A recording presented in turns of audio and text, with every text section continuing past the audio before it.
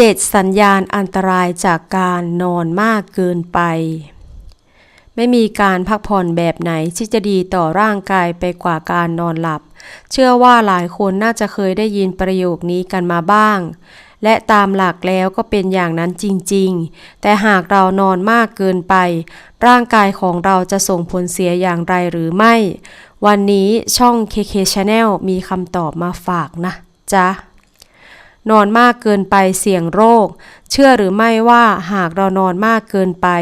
เสี่ยงโรคอยู่ชนิดหนึ่งที่มีชื่อว่าโรคนอนเกินโรคนอนเกินก็คือโรคที่มาจากพฤติกรรมในการนอนหลับที่เกินพอดีโดยมักเกิดขึ้นกับคนที่มีพฤติกรรมขี้เศร้านอนมากเท่าไหร่ก็ยังรู้สึกไม่เพียงพอจึงทำให้มีบุคลิกเฉื่อยชาเสื่องซึมไม่กระปี้กระเป๋า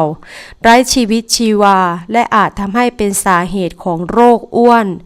เพราะน้ำหนักจะอ้วนง่ายขึ้นแม้ทานอาหารน้อยก็ยังอ้วนง่ายสัญญาณอันตรายโรคนอนเกิน 1. ตื่นนอนยากขี้เศร้ามาก 2. นอนเท่าไหร่ก็ไม่พอเพราะยังรู้สึกง่วงเพลียอยู่ตลอดเวลา 3. อยากจะงีบนอนวันละหลายครั้ง 4. หากมีอาการหนักมากอาจงีบหลับได้ในสถานการณ์ที่ไม่ควรหลับเช่นทานข้าวอยู่ในวงสนทนาที่เสียงดังหรือระหว่างทำงาน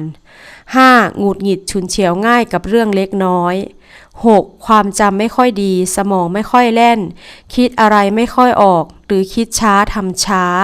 7. วิตกกังวลหรือมีอาการซึมเศร้า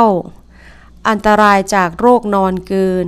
เมื่อมีอาการง่วงอยู่ตลอดเวลาทำให้กลายเป็นคนที่สมองทำงานช้าคิดช้าทำช้าประสิทธิภาพในการทำงานลดลงน้ำหนักก็อาจจะมากขึ้นจนอาจกลายเป็นโรคอ้วนเมื่อไม่มีการขยับเขยื้อนมากเพียงพอที่จะเผาผลาญพลังงานในร่างกายเสี่ยงต่อการเป็นโรคซึมเศร้าเมื่อขาดการติดต่อจากสังคมมากขึ้นเรื่อยๆพร้อมทั้งสารให้ความสุขที่หลั่งในสมองอย่างเซโรโทนิน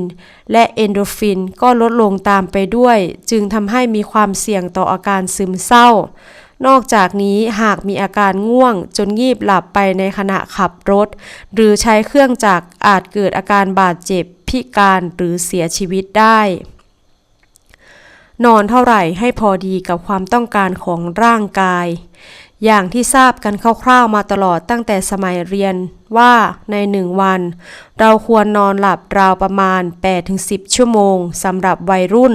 และวัยทำงานอยู่ที่ 6-8 ชั่วโมงแต่ปัจจุบันมีการอัปเดตช่วงเวลาที่เหมาะสมในการนอนหลับสำหรับอายุที่ต่างกันโดยวัยรุ่นและวัยทำงานอยู่ที่ 7-9 ชั่วโมงดังนั้นใครที่มีพฤติกรรมในการนอนที่ผิดปกติไม่ว่าจะเป็นเด็กวัยรุ่นผู้ใหญ่หรือวัยชรา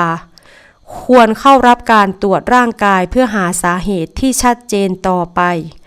ก่อนเกิดอันตรายกับร่างกายในอนาคตนะจ๊ะสวัสดีจ้า